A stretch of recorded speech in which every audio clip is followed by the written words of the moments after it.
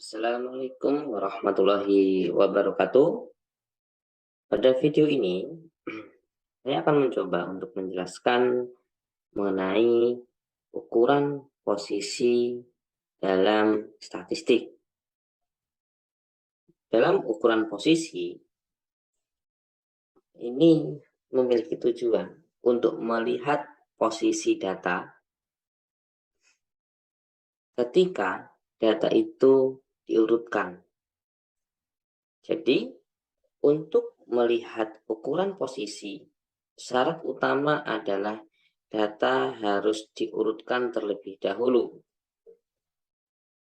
Jika terdapat data yang acak-acakan, artinya data yang Anda punya itu tidak urut, Anda harus diurutkan terlebih dahulu.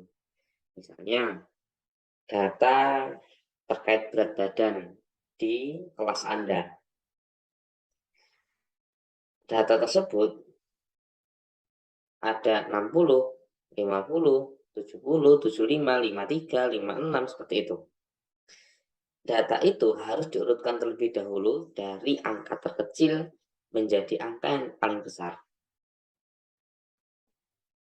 Sehingga jika data sudah Anda urutkan dari yang terkecil ya ke yang terbesar, ini terbesar ya, jadi yang terbesar, maka Anda bisa melakukan ukuran posisi, melakukan penghitungan ukuran posisi. Terdapat 3 ukuran posisi dalam statistik yang biasanya digunakan. Yang pertama adalah kuartil, yang kedua adalah persentil, yang ketiga adalah desil. Di video ini saya menjelaskan terkait konsepnya terlebih dahulu agar ini Anda ingat ketika nanti Anda berhadapan dengan sebuah permasalahan di lapangan. Karena jika kita latihan dalam menghitung itu juga perlu waktu untuk Anda memahami. Namun jika Anda mengetahui konsep dari ukuran posisi, insya Allah saya yakin Anda akan memahami bagaimana cara menghitungnya. Yang pertama adalah kuartil. Kuartil ini, kalau kita misalnya dalam melakukan statistik atau dalam dunia sehari-hari, kalau misalnya B misalnya, biner, B, itu berarti 2. Tri, berarti 4. Maaf 3. Kalau kuartil, artinya apa? Dia 4. Terdapat 4 pembagian. Nah, ini yang saya katakan adalah harus diurutkan dari yang terkecil. Ini katakanlah angka. Ini katakanlah 2 sampai maksimal atau mungkin berat badan ya. Dari 45 menjadi 100 misalnya. Jadi Anda urutkan terlebih dahulu. Dari terkecil hingga terbesar. Setelah itu, urutan tersebut akan membuat sebuah rentang. Di rentang seperti ini. Dari rentang tersebut, jika kuartil, ini Anda harus membagi menjadi 4 bagian. Jadi 1 bagian, 2 bagian, bagian kedua, ini bagian ketiga, dan bagian keempat.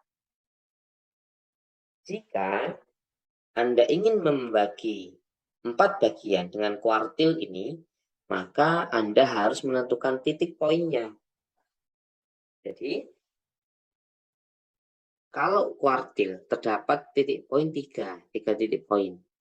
Ya, misalnya seperti ini ada Q1, Q itu kuartil 1, kuartil yang kedua, kuartil yang ketiga. Jadi Anda membuat 4 bagian dengan memotong menjadi dan menentukan angka yang ke-1, kuartil yang kedua, dan kuartil yang ketiga. Jadi ini adalah kuartil. Ya. Katakanlah seperti ini. Kuartil 1 berarti dia area di sini.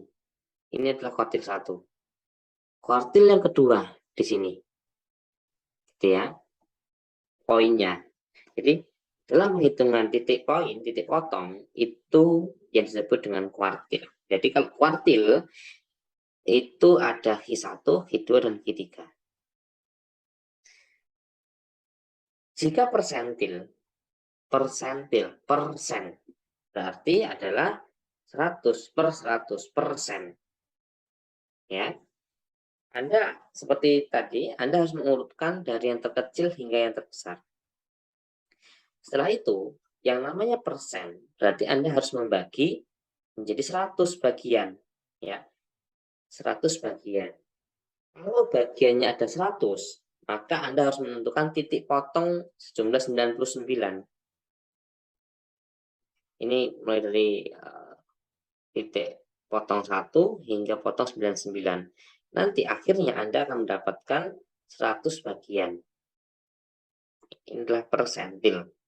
Jadi ada 100 bagian yang dipotong oleh 99 titik potong. Atau yang dibagi melalui penentuan 99 titik potong. Jadi ada persentil mulai dari 1 sampai 99. Jika desil ini adalah 10 bagian dari kelompok angka. Sehingga Anda harus memilih atau menentukan titik poin 1 hingga 9.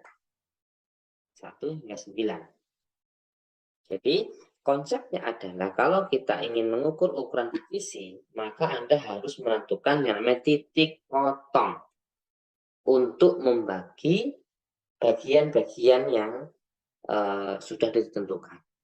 Seperti itu ya. Seperti tadi, kuartil, kita menentukan 3 titik potong, Q1, Q2, Q3, yang akan membagi 4 bagian kelompok angka. Ini kelompok 1, ini kelompok yang kedua, dan ini kelompok yang ketiga, ini kelompok yang keempat. Jadi terbagi menjadi 4 bagian kelompok angka yang dipotong melalui kuartil 1, kuartil 2, dan kuartil 3. Jika kuartil.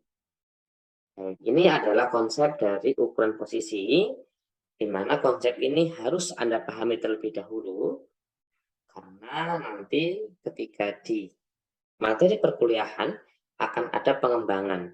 Bagaimana cara mengukur kuartil, bagaimana mengukur persentil, dan bagaimana mengukur desil. Semoga pengantar ini bermanfaat dan Anda dapat pahami dengan mudah sehingga Anda akan terus mengingat konsep ini. Sekian, terima kasih video pada kali ini. Assalamualaikum warahmatullahi wabarakatuh.